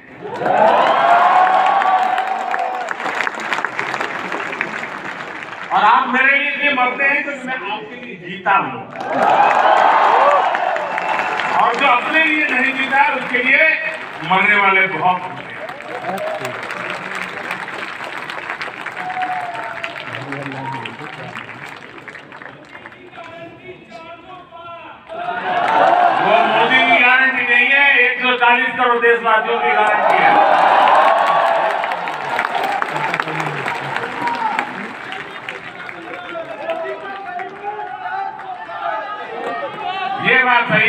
मेरा परिवार है।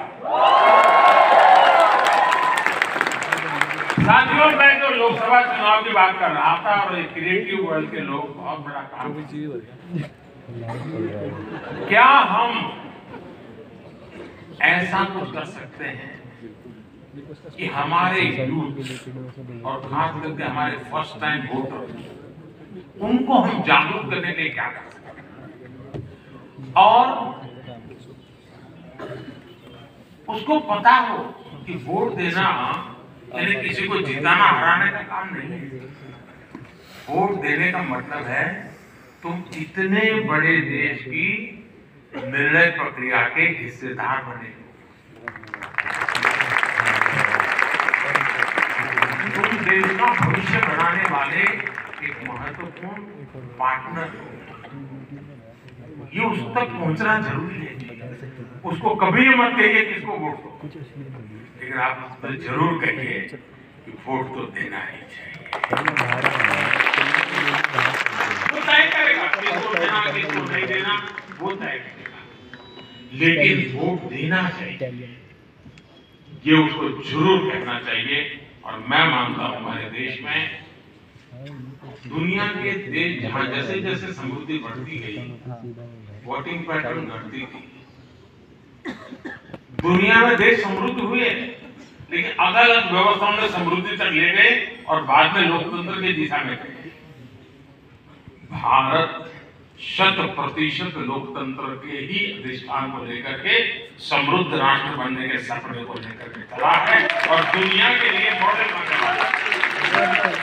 ये दुनिया के लिए बहुत बड़ा मॉडल बनने वाला है, लेकिन उसमें मुझे में देश के नौजवानों की भागीदारी चाहिए। 18, 19, 20, 21 साल। साथियों, हम अपने आप में देखते हैं कि जो दिव्यांगजन होते हैं, स्पेशली एबल्ड होते हैं, उसमें बहुत प्रतिभा होती है, टैलेंट। आप उनके लिए भी एक बड़ा माध्यम बन सकते हैं, उन्हें सपोर्ट कर सकते हैं। हमारे दिव्यांगजनों में जो इनहेरेंट ताकत होती है, उसे बाहर लाने की आवश्यकता है। उसे भी सोशल मीडिया की शक्ति से जोड़ने की जरूरत है। साथियों, एक और विषय है भारत का इन्फ्लुएंस, भारत की बाहर और ज्यादा बढ़ाने का। आज दुनिया में आप में से जो भी परिचित होंगे विश्व के साथ, आज भारत तिरंगे का बहुत आम बादशाह है, भारत के पासपोर्ट के आम बादशाह है कि नहीं है ना? आपने देखा होगा यूक्रेन से बच्चे जब निकल रहे थे, तिरंगा झंडा दिखा के काम चल जाता था।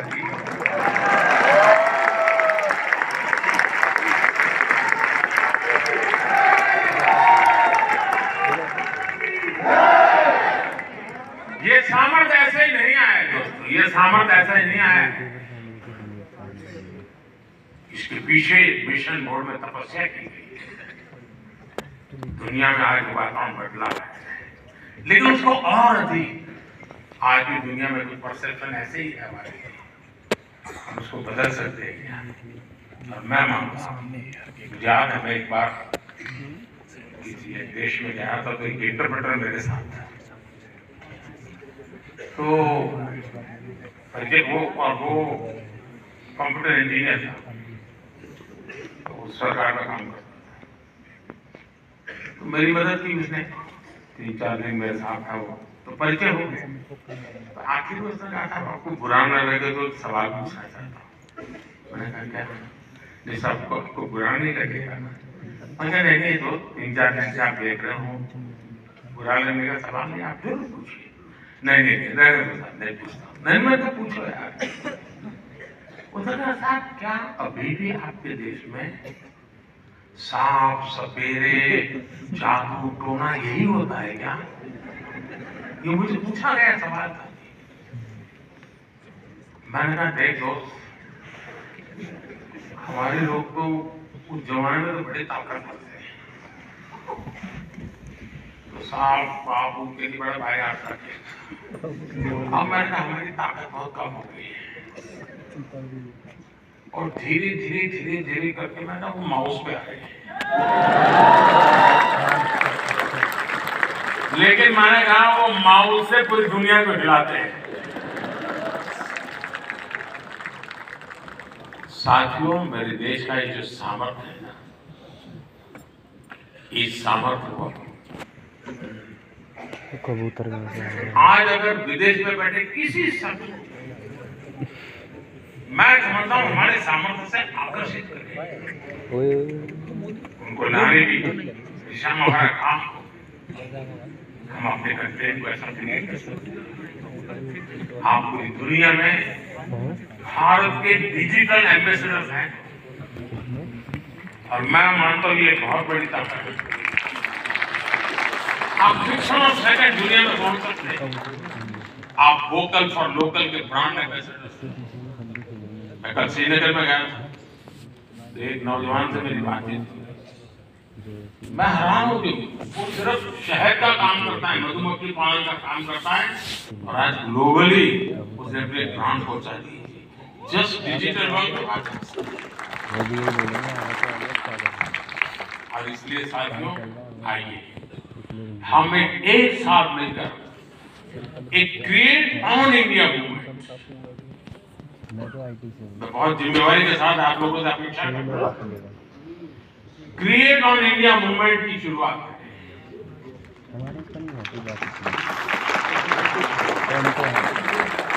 हम भारत से जुड़ी स्टोरीज को, भारत की संस्कृति को, भारत के हेरिटेज और ट्रेडिशन को पूरी दुनिया से शेयर करें।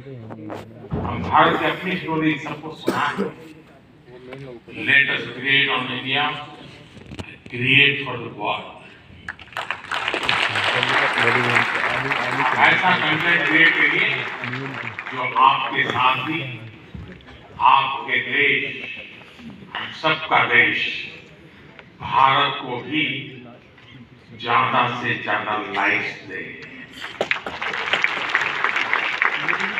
और इसके लिए हमें ग्लोबल ऑडियंस को भी एंगेज करना, दुनिया की यूनिवर्सिटीज के साथ, दुनिया के नौजवानों के साथ जुड़ना।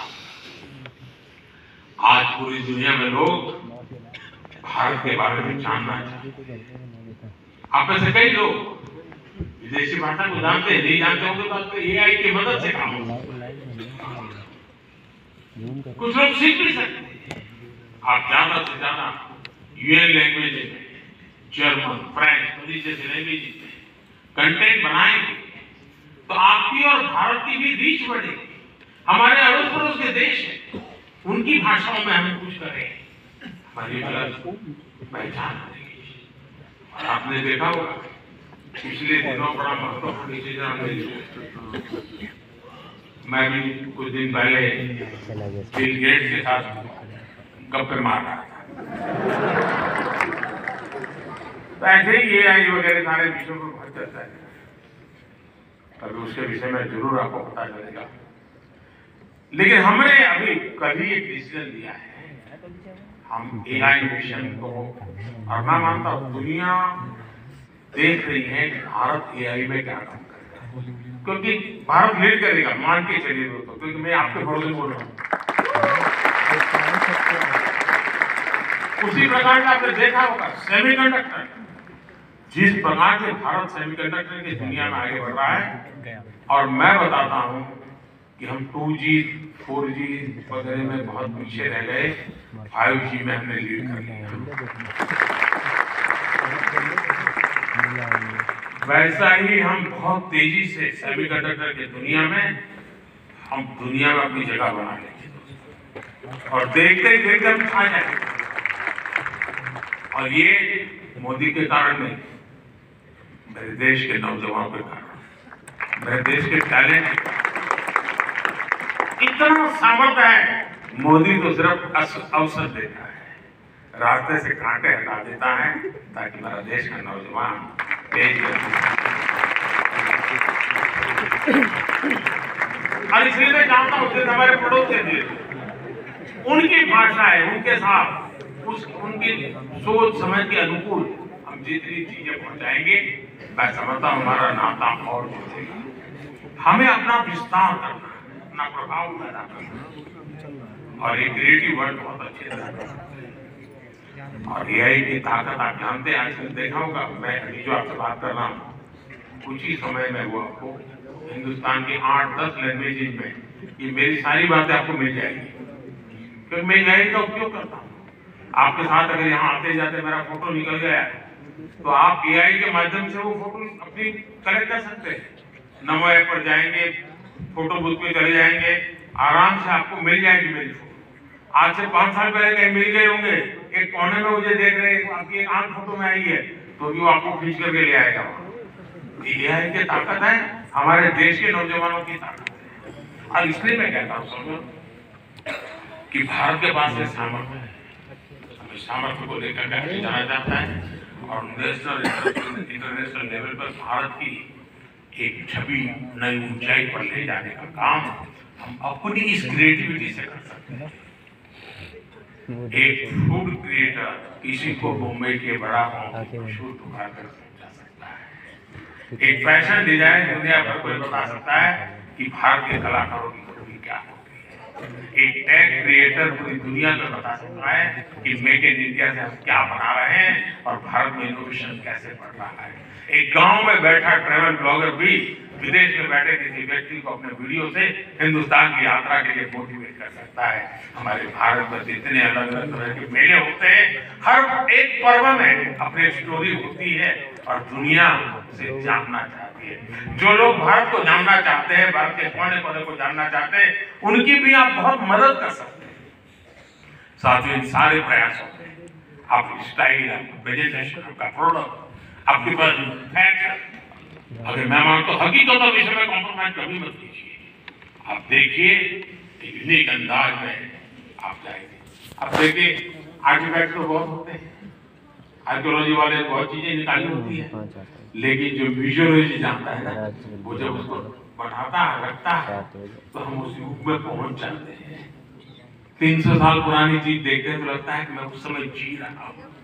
क्रिएटिविटी की ये ताकत होती है दोस्तों, और मैं चाहता हूँ कि मेरे देश के भीतर वो क्रिएटिविटी है जो मेरे देश का भाग्य बदलने के लिए एक बहुत बड़ा कैटलिस्ट एजेंट बन सकता है। और इसी भावना से मैं आज आप सबको मिला, आप सबको बुलाया। आप बहुत ही कम नोटिस से आए, आपने कुछ करके दिखाया है। जूरी को भी बधाई देता हूँ, क्योंकि 1.5-2 लाख लोगों की एक बारीकी को पहुंचाना बड़ा कठिन काम है, लेकिन आने वाले दिनों में ये काम और अधिक अच्छे ढंग से, अधिक साइंटिफिक ढंग से हम कर पाएंगे। मैं फिर एक बार आप सबको बहुत बहुत शुभकामनाएं देता हूँ। बहुत बहुत धन्यवाद।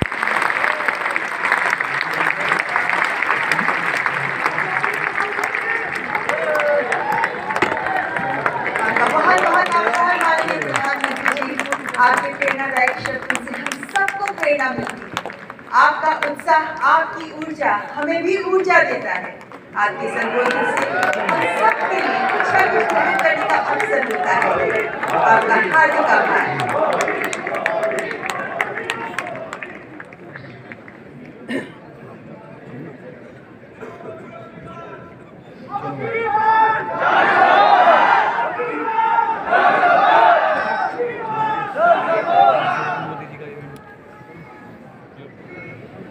देश के पहले नेशनल क्रिएटर अवार्ड्स की परिकल्पना को माननीय प्रधानमंत्री जी के ही विजन के माध्यम से साकार किया गया है। विश्व का पहला ऐसा देश बन गया है भारत, जिसने अपने देश के युवाओं को, डिजिटल क्रिएटर्स को पहचान दी है नेशनल क्रिएटर्स अवार्ड्स के माध्यम से। हमारे डिजिटल कंटेंट क्रिएटर्स आज अलग अलग विषयों पर महत्वपूर्ण जानकारी उपलब्ध करा रहे हैं। अपने साथ साथ देश निर्माण में भी वो कैसे योगदान दे सकते हैं, माननीय प्रधानमंत्री जी ने आज ये मंत्र भी सबके साथ साझा किया। भारत को अपने डिजिटल कंटेंट का हिस्सा बनाकर भारत को आगे बढ़ाने का मंत्र दिया माननीय प्रधानमंत्री।